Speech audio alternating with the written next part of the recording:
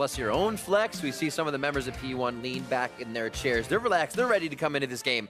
C9 looking for a repeat of game 1 here. 1-0, Cloud9 versus Phoenix1. We are into picks and bans number 2. Yeah, we can see Shen and Galio, 2 of the premier top lane tanks, taken away right off the bat.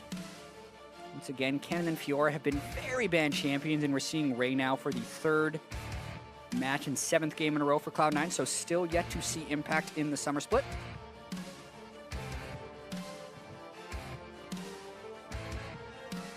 Cannon is out. Expect that to be a Zac. And what do you ban? Did they actually ban the Caitlyn? Did they ban something so it can't be first pick by P1? After a necessary pick from Cloud9. We'll see here. 7 seconds left. Cloud9 having fun. It is going to be the Caitlyn. Yeah, just trying to make it so Arrow can't dominate the lane 2v3. You see a lot of Caitlyn plus range support lanes being able to just absorb jungle ganks early on in the game, and Ryu didn't win against Jensen, Zig didn't necessarily win against Ray. C9 making sure that they can keep Arrow at bay, or at least exert dominance over him like they did in that first game. Feeling good taking Elise away. Something we said, or Mark was saying on the desk, that could be big throughout this game now that Zac is unbanned. So this is something that Phoenix1 wanted to kind of leave up. Hope contracts wouldn't play it because Meteos would have loved to play the new Zac, but denied pretty logically by C9. So you can see Coach Fly took a shot, missed. This will be interesting. We have not gotten too much Zac play, if any, that I've seen. Yeah, I think it got picked one time. Right. Last week in the North American LCS, Lyra played it, I believe, and came up short. That is correct. He played it against Phoenix1, interestingly enough. Ah, so they're ready. Undefeated against Zac. There you go. Look at him. That's why they let it through. The Thresh goes to Shady this time. He's actually, this is still obviously the supportive utility shield you can give somebody, but definitely a different play than the Karma Lulu. So we'll see if he can now put the plays into action as well as save his AD carry. Yeah, big moment here for Shady on a playmaking support. He's pretty much exclusively been playing the Lulu Karma meta since that is pretty much when he made his debut on Phoenix1. Trade of Xayah, Rakan banned in that first game by Phoenix1 as they took the Xayah. It looks like Cloud9 may get the Taster's Choice and best of both. There it is. Combination is locked in. Exactly. They tried this combination a little bit last week. They also got styled on by Stixxay and Aframu's combo of it earlier. But, I mean, just the combo here for C9 is already That's what I was looking at. Insane. I mean, wow. If you can get Rakan's 2,000 range initiation basically to lock them up for long enough for Zac to jump in and then land the ultimate and pull people back, it's actually kind of insane what C9 could pull off. But you can see Phoenix1 with that Kalista lock in, trying to make sure they get as much mobility as possible. Going back to the Kalista for Arrow here. See, I don't mind throwing in the Thresh. Puts him in a good spot. A little different for box usage since the person you throw from Fate's Call is going to be at their auto attack range, and Thresh is a little bit longer, so he can't instantly box. Yeah, I mean, Kalista Thresh was an insane combo when both of these champions were in meta. So good. In a sense, the skills are named differently, but they can kind of lantern each other. So as long as they stay far apart, it's nearly impossible to collapse on them in lane. What else can they put into this composition for Cloud9? So there's the Orianna ban, a must-have at this point, so you can't get the ball entry in. Olaf gets taken away from Meteos as they start to pinch the jungle, feeling like they will pressure him. And interestingly enough, Meteos coming in saying, take your picks, we'll get the jungle later. Yeah, and I'd actually be super curious whether or not that was Fly or Meteos' call here, because we've basically only seen Meteos find a lot of success on the 3 champions that are already off the board right now, Elise, Olaf, and Zac. Right. So they had a chance, obviously, to lock something in earlier, but did not. Now they're most likely going to have to pick something here. There are a lot more junglers that could be considered in meta, but who knows what he's going to pick. I mean, aside from that, he's only played Rengar and Kha'Zix for Phoenix1.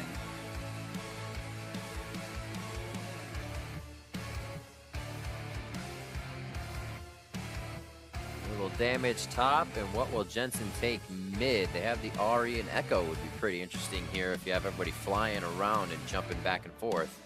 Yeah, wouldn't be too surprised to see him play Cassiopeia. Ooh. Just for that reliable teamfight damage. That's They already true. have a lot of utility, but he's got a lot of options. That would be spicy. And a bit. Do it. They have so much knockup. So much knockup.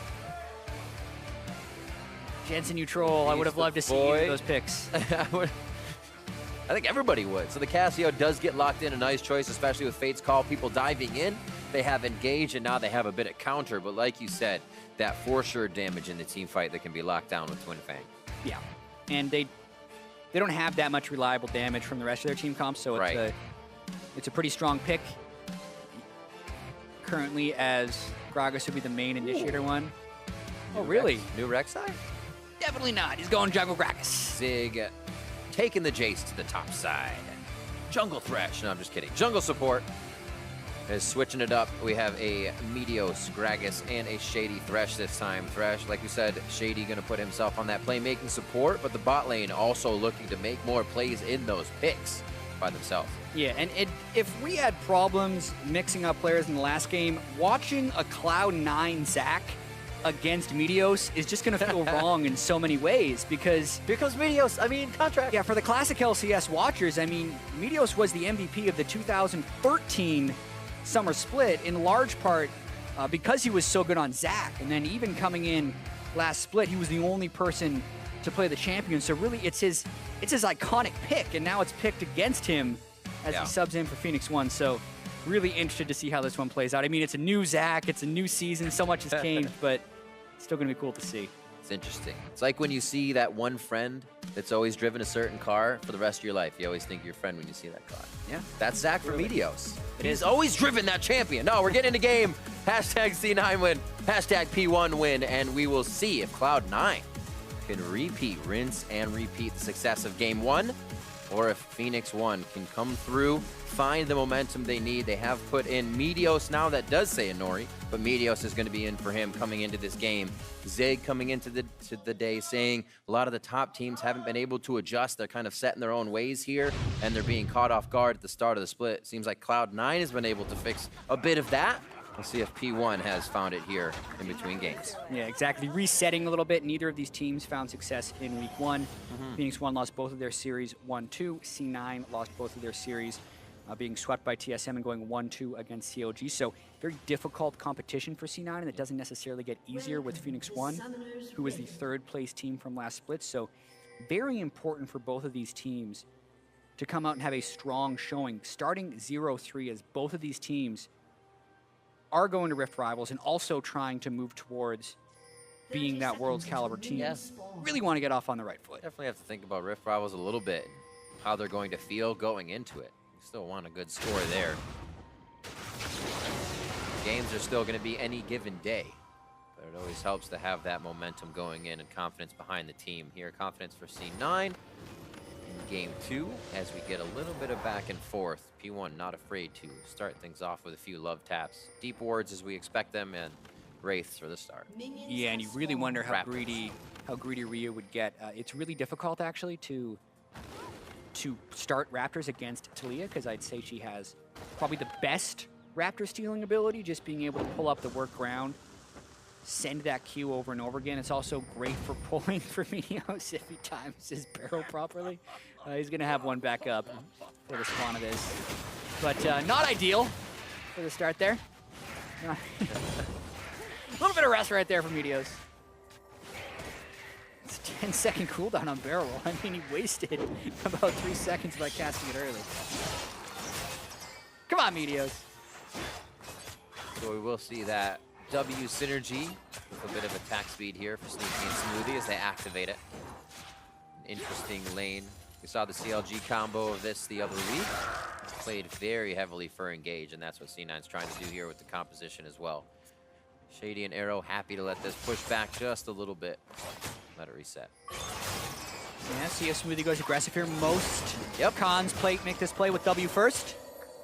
Not even waiting for the level 2. The minions weren't even ready, so they weren't going to even flick it in there. Smoothie heads out so they can't get the rend on minions and himself. keep it safe. I like the aggression already. Junglers are going to be on opposite sides of the map, and they have that ward on Contracts once he gets to his blue. Yeah, got some good scouting in level 1. We'll see if Meteos makes use of that. I mean, Smoothie and Sneaky playing fairly aggressive, and we got a lot of playmaking on both sides of this bottom lane, so it could very much be the main battlefield of the early game, much like it was in Game 1. It's just the question is, Phoenix1 going to bring their jungler too? Because in Game 1, it was pretty much just C9 bringing the troops down bot.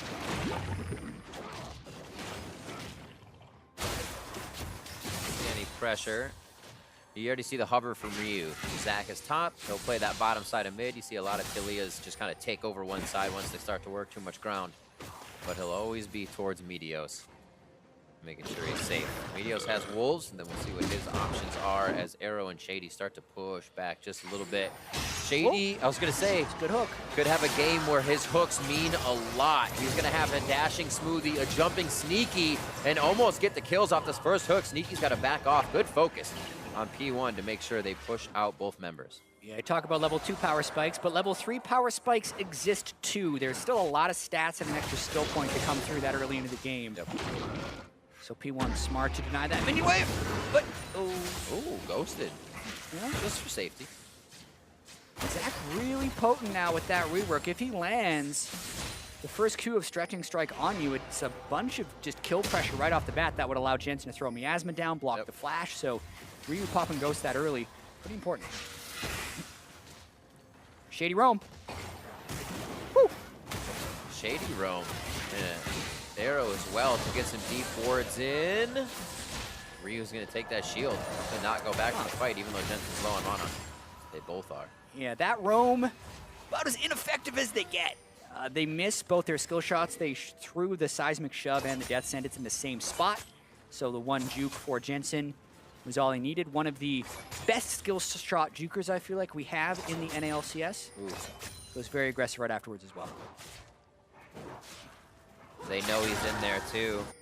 They have a big wave down bot that's going to be crashing into Arrow. Arrow has to either stay for this or they can figure out where these guys are. Meteos, Shady, and Ryu there. Ryu's out of mana. He's going to start backing.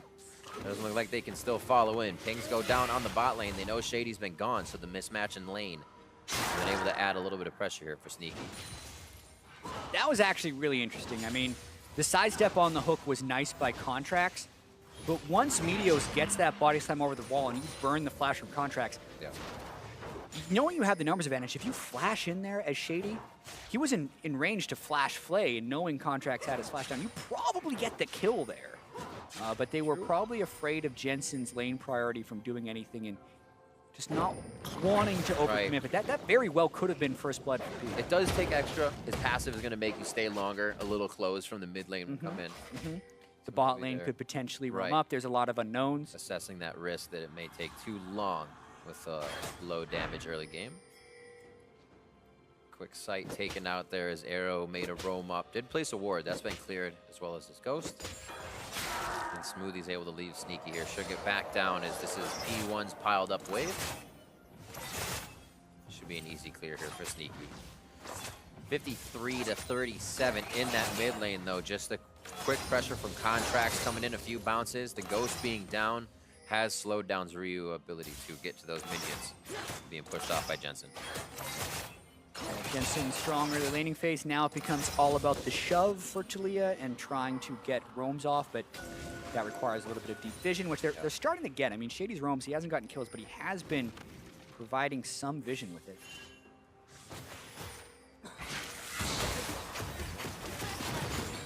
They are consistent. Each game Shady has, not at the same time, but always gone out of lane, making sure they're trying to get something out of it. Cloud9's doing a great job at knowing when those roams are coming now, seeing Shady do it just about every game. They're able to stave those off. Like we said, the last one Shady did actually came up big for Cloud9, so they stop those for now. They're going to start warding up their own jungle, things they can protect. Let's see if they can catch Cloud9 off guard here.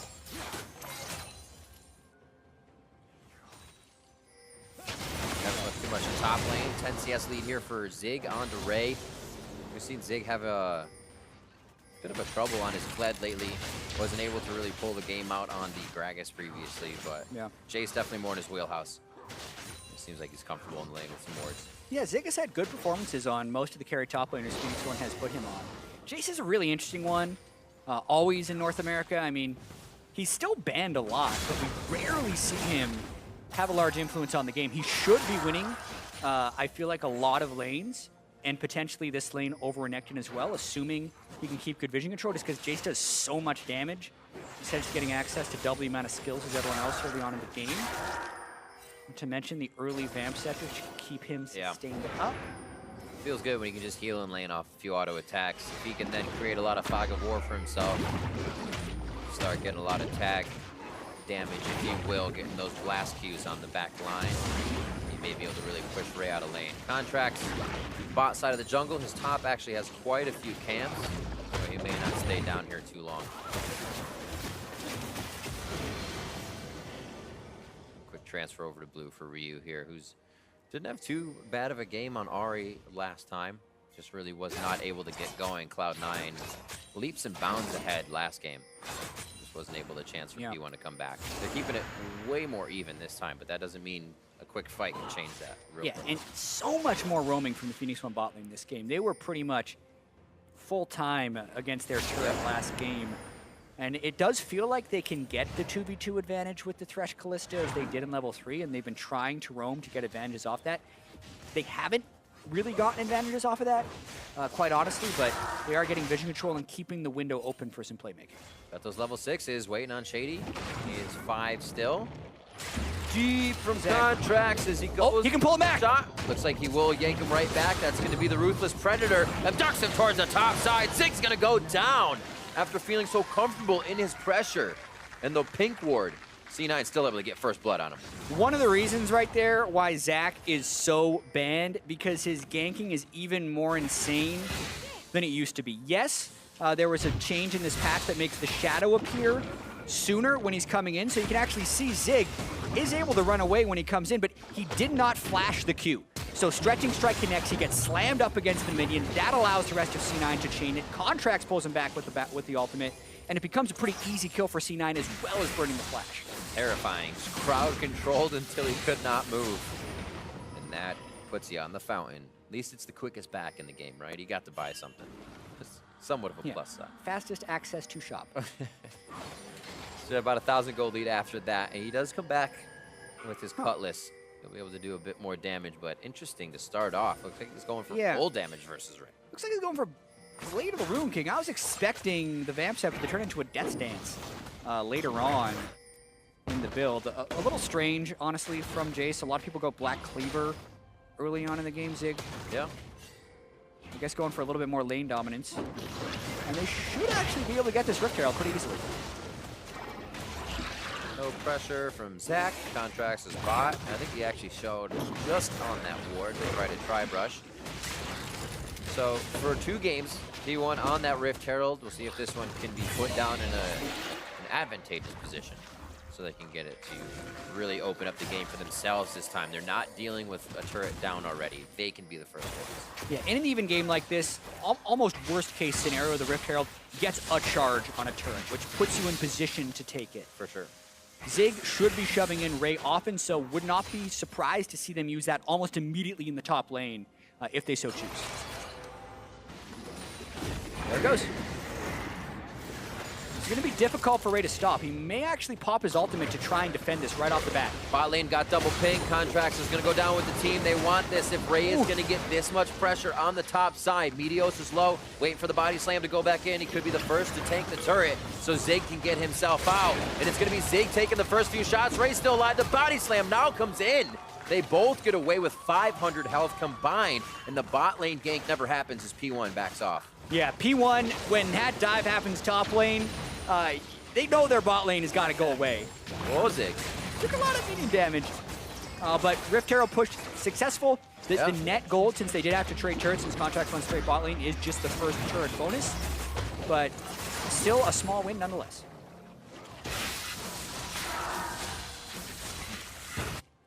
C9 still with first blood gold lead. First turret helps pick up P1 just a little bit. Is an uncontested mountain break. Now going to go over to Cloud9, having that bottom side of the map. As what they pay. I should say what P1 pays for having the Rift Herald. Yeah, I mean, the fact that they get this mountain so easily, I feel like pushes it back in the favor of C9. Trading turrets and then giving up the mountain Drake, probably not worth. We're gonna watch this dive one more time. Ray actually played this after getting chunked out early quite well. Meteos very smart to knock him back away from the turret. They bop him around, and then it's a waiting game. You can see his fury is full, so no one wants to go in before they get their cooldowns back. That's what Meteos does, gets his cooldown back. They swap aggro back and forth with Zig. Meteos kind of unnecessarily flashed. The turret wasn't on him, but thought it would be and didn't want to take a hit. Contracts being full of himself as he picks himself back up to heal. Wow, a lot of pings going down on the side of P1's blue side. They want to try to route Arrow as he comes back. And they're not even going to let him get out of lane here. Cloud9 starting to really put a stranglehold on P1, getting inside their own jungle. Once this happened last game, they were able to take down P1 in so many multiple skirmishes around the map. Mid pressure still there. Meteos and Ryu trying to set up somewhat of the same thing, but in a much dangerous spot. And uncontested here. Jensen starts to pull in. Yeah, Meteos has no flash, but they do have a lot of people here. Still playing it safe. No.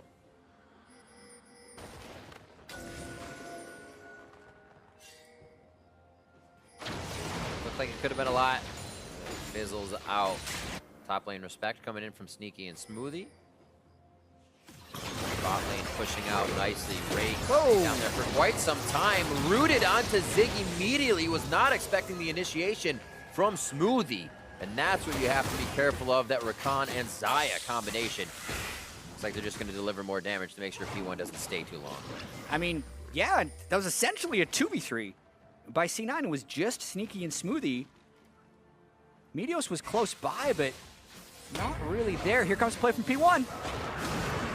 Oh, on to Jensen. Contracts is there, but he is not going to be able to save his mid laner. Smoothie just on the edge can get the shield over. It's going to be in time. The second one is what saves Contracts as the Ignite burns down from Shady.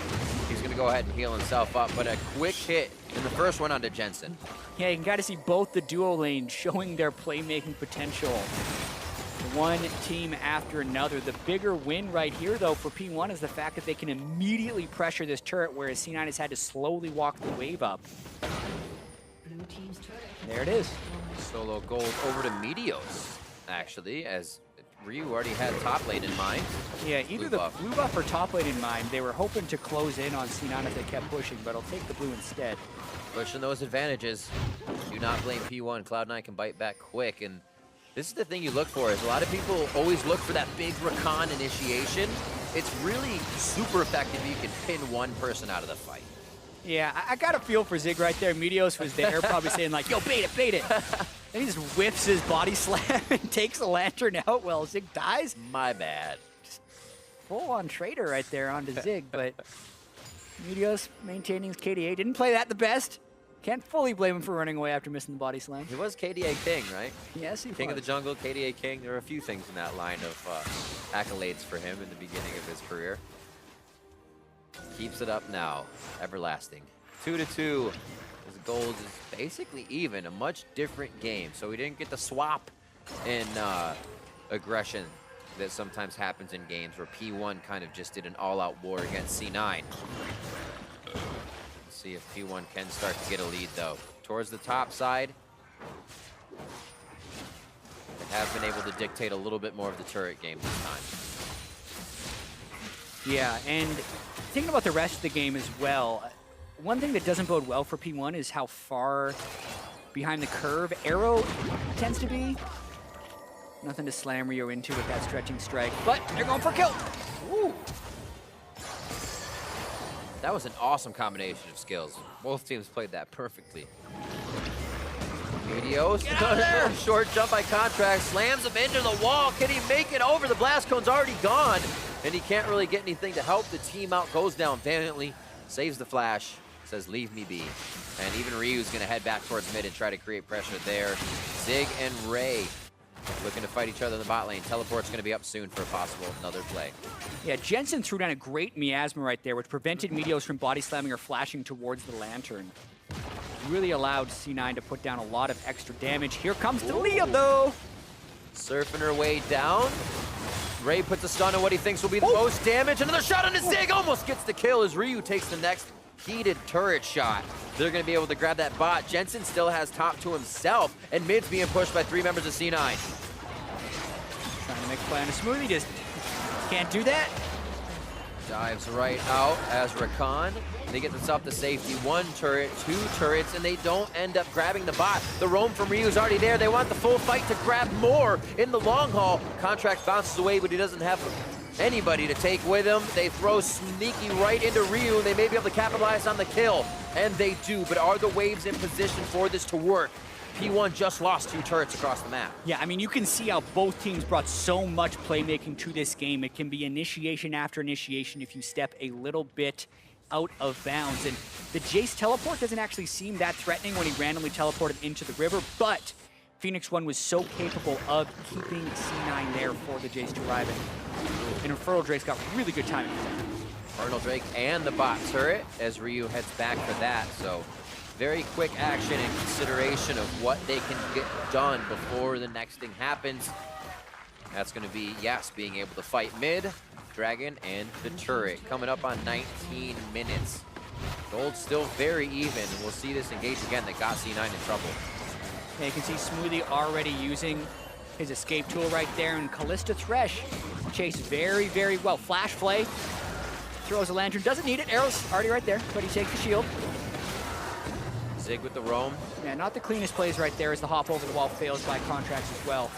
But Sneaky being down summoner spells is easy pickings for the rest of P1.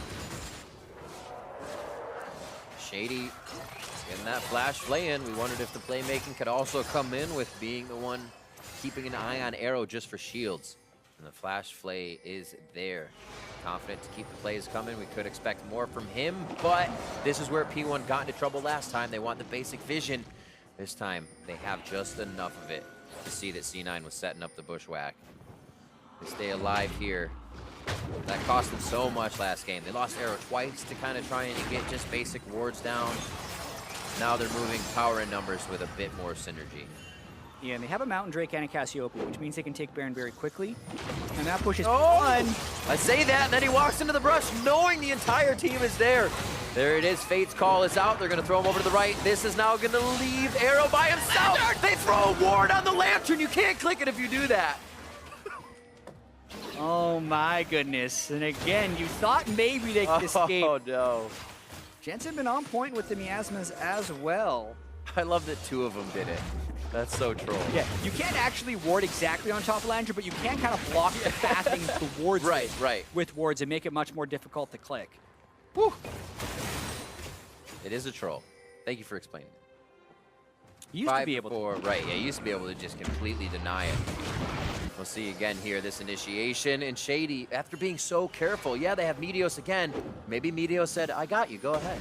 Yeah. No, I'm just The barrel is not a person. It does not mean you have a friend in the brush. But Arrow throws him over the wall. Lantern goes down.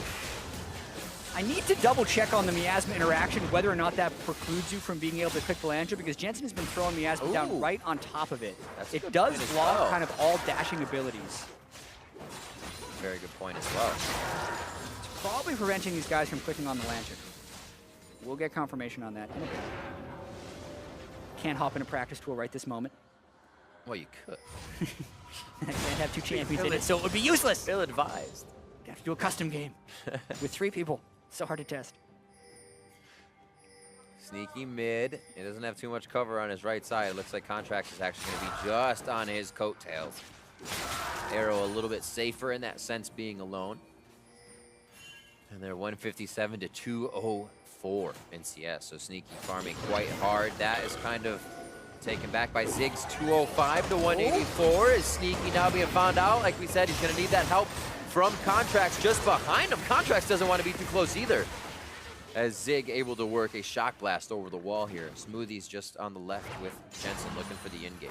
Yeah, and Ray's trying to pull this split push game off. One thing that's interesting about this game is Jensen hasn't really been there for any type of team fight shenanigans, and Ryu has been pulling him kind of over to the side lanes more often than not. And I think that is working in P1's favor because they have playmaking in so many different roles, and they're seemingly taking more shots than C9 are to kind of make these plays happen. Assist ping. We either just want vision, like one more. Like, we just want one more. We can get it in. Push back on arrow. You can see how much kind of leniency they have with that Zach initiation too. With the bit of vision they have, he says, yeah, I can throw myself right in front of arrow, figure out where more of the members are, and they kind of did just pull out Thresh there, figured out where Shady was. Oh, Smoothie! A little too close for comfort for himself. Goes down to about 30% HP. Yeah, confirm the miasma does stop you from clicking on the lantern, so Jensen been completely on point with that. Words help out just for style points as well, just to add confusion to the mix. Big counter there. Wow. Yeah, it's actually pretty huge.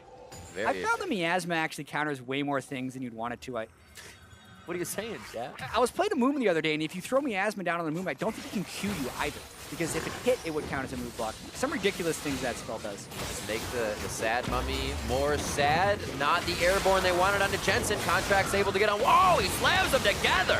Meteos and Shady bopping heads as Contracts tries to get himself out. Jensen in no man's land. Can he get the blast zone? The last arrow over the wall, dips down, takes him out, and that's going to be Jensen down. We'll see who else hits this one. Meteos still very low. As the ground was worked, Ryu able to get a few more kills. They do finally get Contracts after he goes passive mode, and P1 getting an advantage here, 24 minutes in. They might turn right to Baron, and the way these fights are playing out, being so spread out, is so much better for P1 than it is for C9. C9 have all these AoE abilities, like the Zac ultimate, but you saw it completely whiffed right there. The Callista and Thresh can kind of toss each other around and spread out the fight, and it's an easy Baron for them after that teamfight win.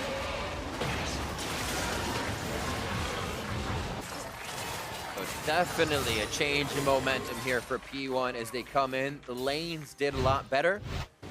We'll see this fight one more time. And Meteos kind of leading the way. Jensen not really able to get that involved in this fight.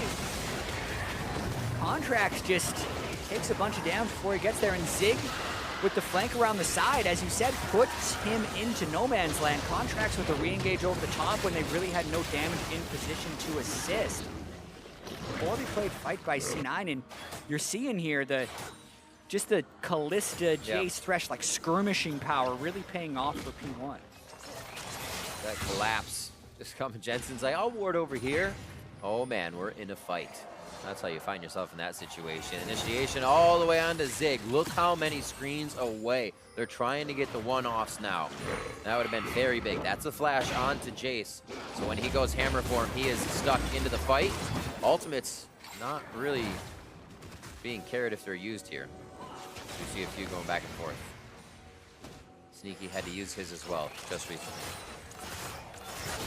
And you can see Ray with such an aggressive Renekton build as well, Blade of the Rune King, Black Cleaver, not having any type of split push pressure really up against Zig, so when they enter team fights, he's not really giving him a frontline advantage that you would expect when you're up against a Jace team. That's why a lot of times a Jace falls off as the other team stacks armor and Jace kind of stops doing damage in the late game, but that's not happening here.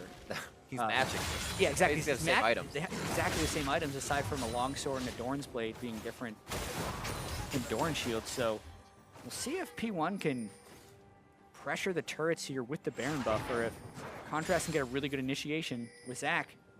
Opportunity. This is what P1 did not do last game, is do this with power and numbers. Now see, the initiation is nothing from Contracts.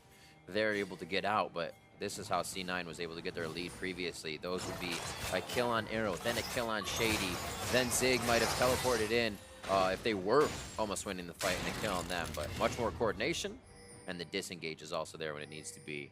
Leading P1 now. A top lane push from Jace, and they have control over the short part of the jungle. Yeah, and just one of the same difference Meteos makes when he comes into the game as well. They sub out Inori after getting nearly perfect game save for the Rift Herald. Right. And Meteos, you know, he's made a lot of mistakes this game. He messed up his barrel on Raptors at the start of it to start with, and then they've been winning the close fights. He has been on the forefront of their initiations, and they're controlling the objectives quite well. So props to P1 for bouncing back so far. Good play after the hit. Ryu did have to flash. Oh, Sneaky a little too close throws down the ultimate, and that means that Smoothie goes in, but he's able to dash back himself. Double summoner for Ryu, double summoner for Sneaky. As the fight fizzles out, Shady also used his Ignite, but the minion wave coming in should mean the turret this time. Yep, they got everything out from Sneaky, and everyone on C9 trying to manage the other waves so this doesn't actually cascade into a multiple inhibitor push. Fast play from Ray may give P1 a little more time than C9 wants. He's starting to now cut over through the jungle. He may be able to slice this off here. He has the back line of Ryu and Zig. And it looks like he is just waiting for the team call. They decide not to, and inhibitor turret is very low. Let this not go down. Yeah, Baron expiring for P1, mana low on Zig. It's actually the smart call to back away right there. You always want to be able to break the base right with that, but they have so much initiation potential outside of the base and don't really have a good way of diving turrets or fighting in those close corridors either, right? C9 with the Cassiopeia and Zac do want the more compact fight so they can get their AoE spells off. P1 doing a good job not letting C9 have what they want. Yeah, staying spread, making sure, as we just saw, we were saying disengaging well earlier. They left that mid turret, their inhibitor. You have a Zac, you have a Rakan. It's not going to be the easiest to escape if you stay a few seconds too long. They will be on your heels. P1 has to play with that in mind. Not too many wards, or at least the wards were cleared by C9, so P1 has to be careful re-entering that side of the map. Things have been pushed all the way up to river, so C9 has some room to work with. Yeah, gotta call out the 2 item purchases by C9 though. Double Warden's Mail, one on Ray, one on Contracts. That'll really protect them from the Jace poke, as well as the fact that Arrow doesn't have a Last Whisper yet, so getting that extra armor in there to block the Jace poke is pretty critical for the siege situations that we're going to be seeing later on in this game. Can you get in? They're ready to test the initiation too. Contracts knows he can survive a certain amount of time. Sneaky has a way to get in and out of a bad situation, and if there is a re-engage, Jensen is ready for it with the ultimate. Petrifying Gaze almost ready. Contracts in a bad spot, has the ulti, or rather passive, I should say, as they go in. That's going to be Shady going down. Flash was used by him to try to get in a good spot. The rest of the team pulls themselves into mid. Ray going forward with the flash, gets the initiation onto Ryu. That's the damage down, and now Zig can only fire from the backside. They don't even get the Fate's call in, really, for this fight to work in their favor. Yeah, a couple of ugly initiations right there. Contracts jumps in, burns his flash for pretty much nothing, and then Shady ends up flying in, and Sneaky did have his ultimate back up again, so he can turn that around. The power of Zac late game, a good or a bad initiation, still lets you see the fight for what it is. C9's able to take one and a little bit of the next with the second tier turret. And this initiation now is really the reason we see Zac being banned a lot. And those ganks from earlier, obviously. Yeah, clearly C9 not out of this game yet. True. 3,000 gold, they just won that fight 2-0 on even ground. Trying to buddy up Recall. Meteos pops his ultimate just to prevent it. So give him some time for vision control, but beyond that, not really going to do much. Whee! The duo Recall. Let's watch this one more time. It's like, who else can clear this distance? No one. So you know Contracts has to be able to live for X amount of time. Yeah, exactly. It was interesting, though, with the flash, while not just ulting right off the bat to try and knock them back. And then you can see the follow-up right here. They get Contracts so low, Shady thinks he can go in, but Smoothie doing a pretty good job to occupy the space where P1 would want to come through.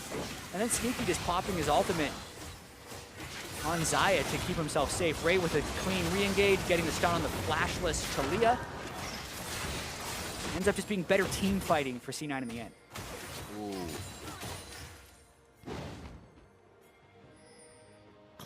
Little does he know what he just survived.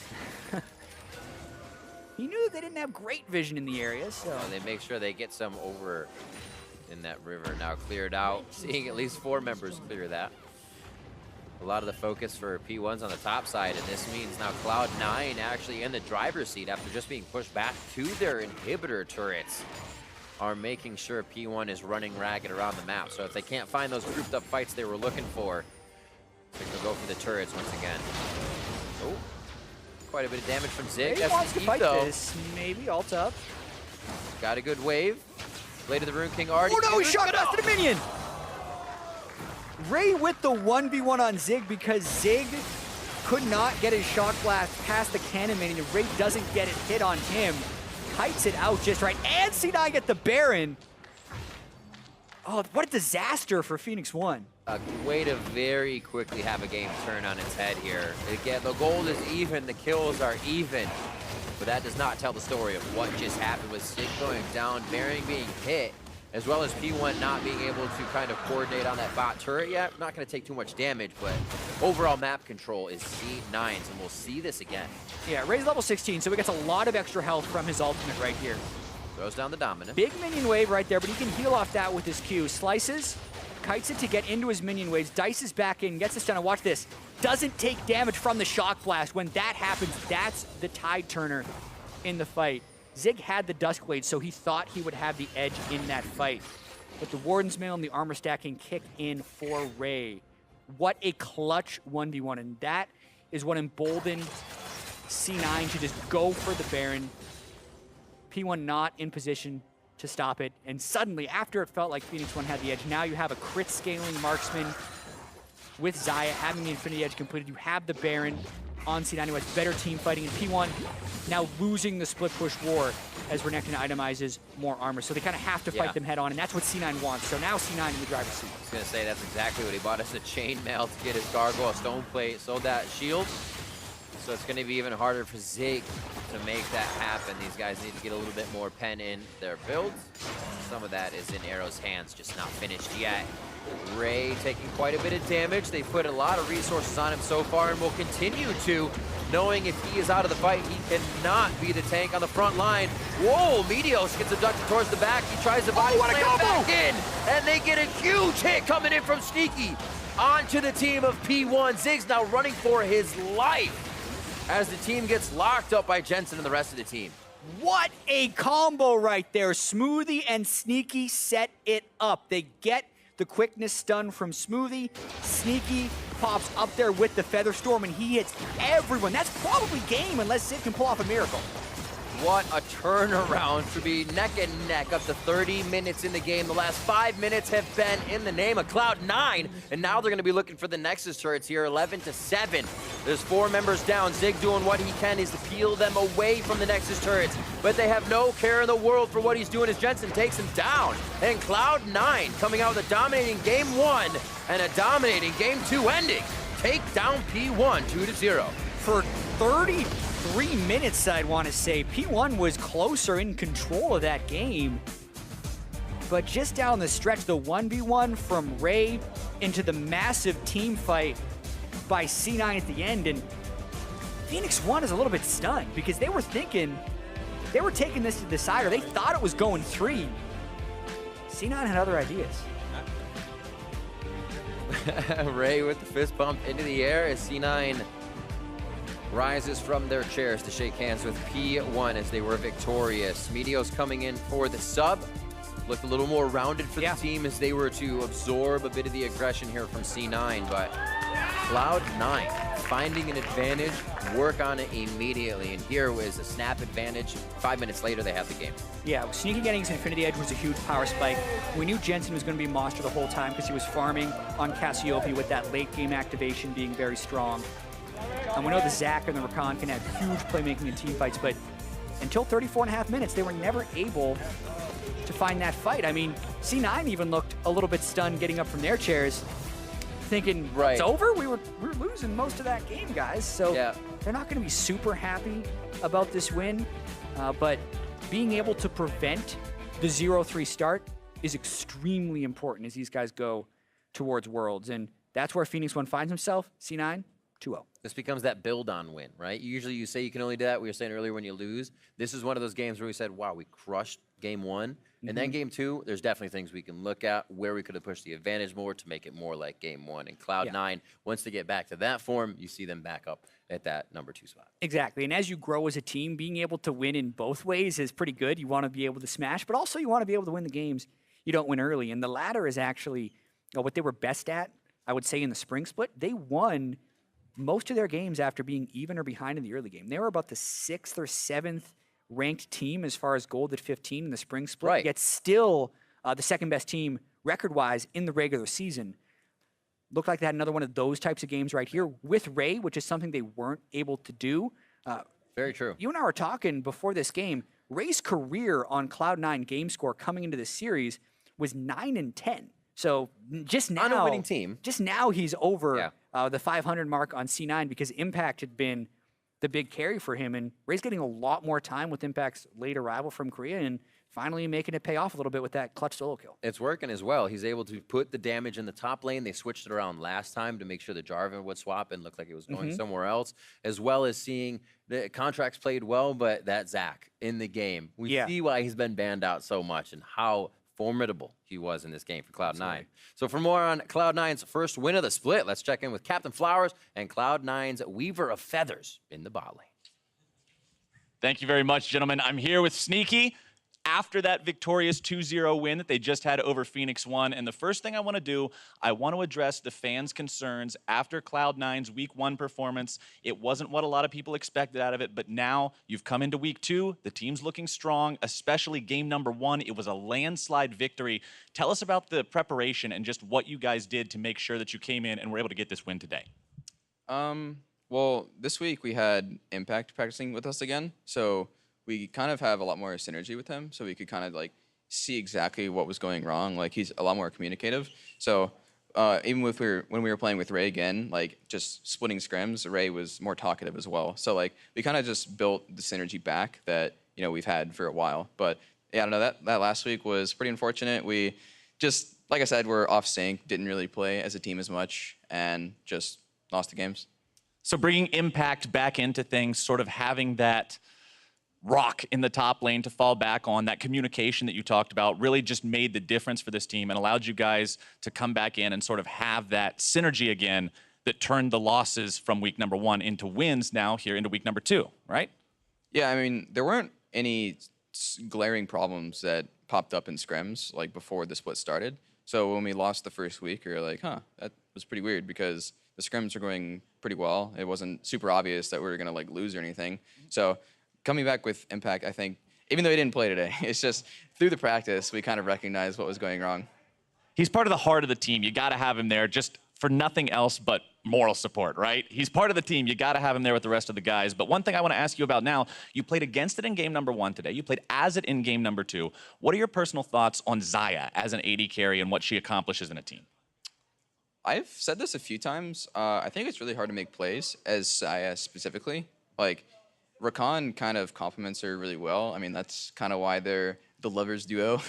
But yeah, like he can engage super easily, like insane range. I think there's like the breakdown of Aphromoo engaging on us from like 3 screens away or something. So she's pretty hard to make plays on it by herself, but has a ton of damage to back up any of Rakan's plays, and just really safe. Like, you deny people's engages with her ulti, and that just completely turns fights. You can follow up on the big 4-man knockup from Rakan. So I think she's pretty good, but not just super OP, not picking every team comp kind of character. I think she's pretty good though. All right, sounds like a pretty solid assessment of the character. Sometimes it works, sometimes it doesn't. It just comes down to when and where, right?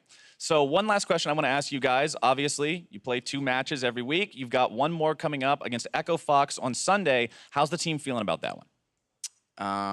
Yeah, we're not sure if we'll play the cutie pie version or the the real Echo Fox roster. I don't know how to feel about that. I don't know if they're actually just straight up scrimming them, like the Delta Fox and Echo Fox. I don't know if they're actually just scrimming those 2 versions of the teams all the time, but that's what they said initially. Like, they canceled scrims with all the other teams and like, yeah, we're going to scrim our sister team. And they're like, oh, here's our sister team. So I don't know. Maybe they're just insanely strong. Like, maybe Cutie Pie is giving them powers that are just unseen for a while. We'll have to see if Cloud9, Sneaky, and those boys can take down the Cutie Pie enchanted Echo Fox on Sunday. But keep it right here. We're going to toss things to the analyst desk now. Over to you guys. Thank you very much, Captain Flowers, and to Jat and Riv, great cast on the day. That was amazing from you two. Let's talk about this. Actually, first things first, Sneaky, I don't know if you weren't aware of this. Echo Fox has 5 subs that they scrim with. Yeah, probably worth clarifying. The Delta Fox thing's entirely different. They're not scrimming him in Cutie Pie. That's for someone else. So I just want to make sure that you are aware for that and for the audience as well. Let's talk about this game, though. Cloud9 2-0-ing, and this was not a perfect game. It was a very close one back and forth, and I think both teams had rights to it. Yeah, I think this was a better look a little bit for P1. There were a lot of things that match better for a lot of their player styles, and then C9 had a pretty hard-fought game where they had to come back from about 5,000 gold down and actually win a team fight against a team with a gold lead and an Infernal Dragon. So really good resiliency on their side. Yeah, let's talk about Champ Select, though, because this was actually pretty interesting. Of course, Meteos comes in, which means that you can play the tanks, and we were a little quizzical on banning Elise giving away a Zac first pick to Cloud9, but it worked for him. Right, so with the last ban being open, you're leaving Zac and Elise, and you think if they ban one, maybe we ban the other, but neither gets banned. So they ban the Elise, leave the Zac through, and then you get the Thresh, which is a bit of an out-of-lane counter pick with the ability to flay out his engages. So as long as you're positioned correctly, that's a huge power pick to deal with that Zac. And then you also are grabbing the Gragas, which they took early rotation last time, but because you now have Meteos in the game, he is someone who's happy to play Gragas. This allows you to flex it easier, and then we'll see later in the draft, that's where that comes into play, because the rest of the team comp really does fall in around the fact that you will not be having a tank in the top side of the map. So a little bit of a risky trade with the junglers, worked out fine for the most part in the early game, and it helped them secure a bot lane, because Shady actually played pretty well over the course of this game. He did play pretty well overall. Bot lane for P1 still lost this time, though, not 3 free deaths in the lane. That helps a lot, too, of course. Yeah, absolutely. And as you mentioned, the Gragas pick, as we finally see the lineup come together, they get to save it as a counter pick final to say, okay, we understand what you're playing over there with Renekton. Let's play Jace and move that Gragas down. And the Talia pick makes a lot more sense with the fact that you now have 2 side lanes with playmaking. You can go up to that Jace, who's going to be trying to snowball his lane, or you can go down to the Kalista Thresh lane, who has a ton of ability to kind of start the fight off. So the Talia pick really does round out the rest of the comp. That is all based off the fact that you can actually flex that Gragas to a player who is not only good on the champion, which I'm sure Honori practices, but Meteos is like actual playstyle that he wants to be in.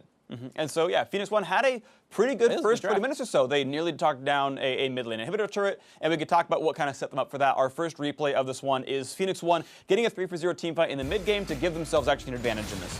And it all starts with the fact that Zig, you see, this is what we're talking about with the Talia pick going to be able to help out. Zig wins a pretty good trade on his own, getting Ray down low, and then the Talia pick comes flying in over the top, starts helping to snowball this side of the map, and keep sure that, Zig has pressure. And he did up until they kind of lost control of the game a little bit. And off that play that's going down the bot lane, C9 says, okay, we got to make a counter play in the mid lane, but now you have this Thresh and Kalista with a lot of playmaking. It's not that safe to try and finish this turret off because they're going to have a lot of CC to stop you from backing away. And then even if you do get the turret, if you took too much damage, you can't fight. And you see this extended chase down sequence that comes in off the fact that there is this CC available. Kalista can keep hopping forward, keep providing CC, and then Jace rejoins with that teleport, able to help get these last couple cleanup kills, also with Meteos coming in. Yeah, they barely get the explosive casket. Kind of misses, but it's enough to get onto the champion. And this turned into quite a lot for Phoenix1. They took a lot of the base. They eventually got a Baron a little bit later when that one spawned. And like you were saying, they got that middle inhibitor turret down to 200 health. And we were saying, like, ooh, wouldn't it be nice to knock that inhibitor down? It could be so hard to get back to the mid lane. You're against Cloud9 of all teams. They got a Cassiopeia. We know Jensen can go off. I don't know if 4,000 gold is enough. Yeah, we were both like, ooh, really want that inhibitor turret because C9, beast and late game team fighting, that's exactly what happened with a bit of a flubbed engage on the side of P1. Contract starts it out, of course, and he's going to get onto Arrow a little bit, but P1 survives through the early phase of this team fight. Contracts tries to go for a flash Q to pull 2 people together before taking his ult out, I believe is what he was trying to do, but kind of got CC'd up there. And from here, you're saying, okay, P1's in a good spot. Shady does not go flying back in. He lands a hook onto Xayah and gets totally baited by the ultimate. He goes up, tries to get the chain CC, and instead you see Sneaky jump up in the air, dodge out on that kind of combo, and then after that, that's where they overstep their bounds on the side of P1. They get chased down for the rest of this fight, and this is kind of when the game starts turning back. Yeah, it is really hard to all in a Xayah. Again, as you mentioned, the ultimate's available. Also, Jensen the entire time untouched. He's sitting in the brush like, oh, I see a Thresh coming in. Poison, Fang.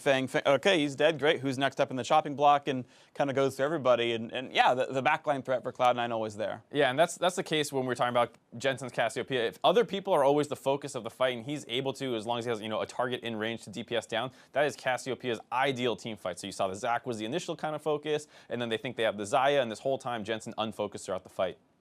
So we have one final clip to show you guys. It's the game-winning team fight from Cloud9.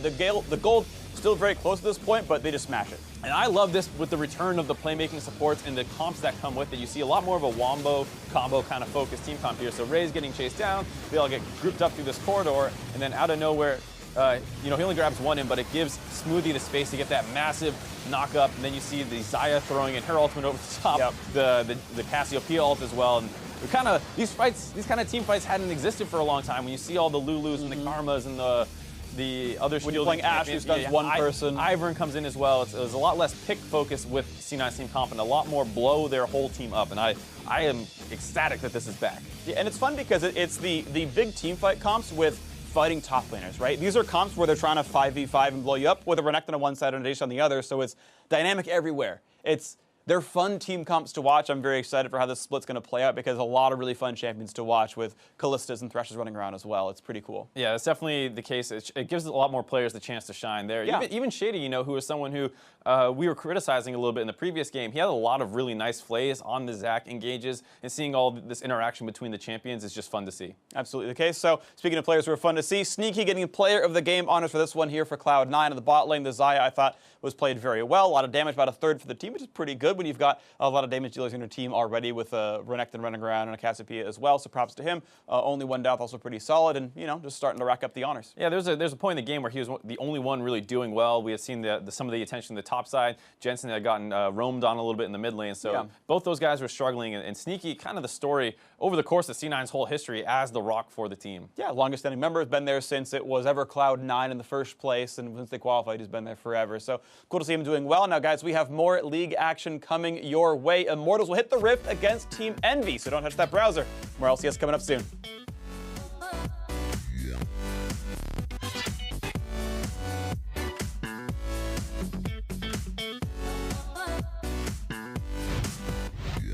All right, guys, I'm gonna give you a pep talk. Last game was unlucky, but you guys have to carry me this game, okay? Yeah. All right. Deep from contracts as he goes. Oh, he can pull him back. Shot. Looks like he will yank him right back. That's going to be the Ruthless Predator. Abducts him towards the top side. Zig's going to go down. A second of flash. I'm TPing. Xayah, go to Xayah. I'm coming. I'm ghosting. Let's kill everyone. I'm going to play. Xayah. Jensen in no man's land. Can he get the blast zone? The last arrow over the wall. Dips down. Takes him out. And that's going to be Jensen down. We'll see who else hits this one. Meteo's still very low. We're doing it, boys. We're doing it. We're having fun. Line. Whoa, Meteos gets abducted towards the back. He tries to body slam back in. And they get a huge hit coming in from Sneaky.